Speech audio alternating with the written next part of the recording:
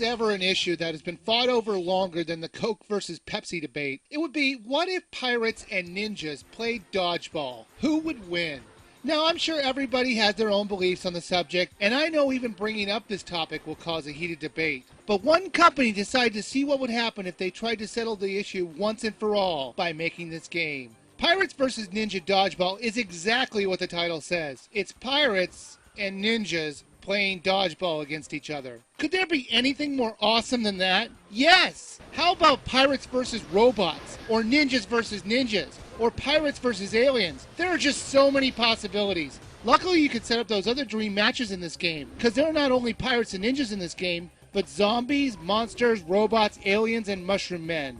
The game is fun. Well, as fun as a dodgeball simulator can be. The publishers do a good job of making a lot of options to choose from when you're playing. You can play a normal dodgeball game where you're on one side of the court and you throw it at the other side's opposing players. Or you can play a much more fun mode called Dodgeball, where you play in an open field and you keep throwing balls until only your team is left. In each mode, the characters have a health and stamina bar. So you can be hit more than once and the game won't be over. And the stamina bar stops you from repeatedly throwing the ball or hitting other players over and over again. The stamina bar will refill over time, as you're not doing anything. You can play the single player game in an exhibition mode, or you can play the game through the story mode. The exhibition mode is just a game where you set up the match with your own rules. It's good if you really want to practice.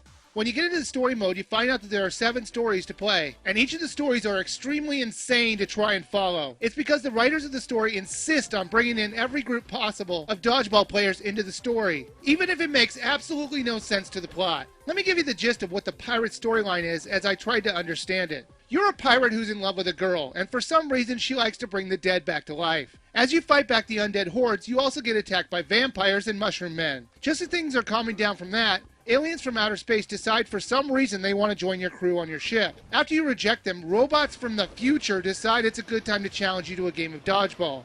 You'd be best just to speed through the story as it won't interest you at all.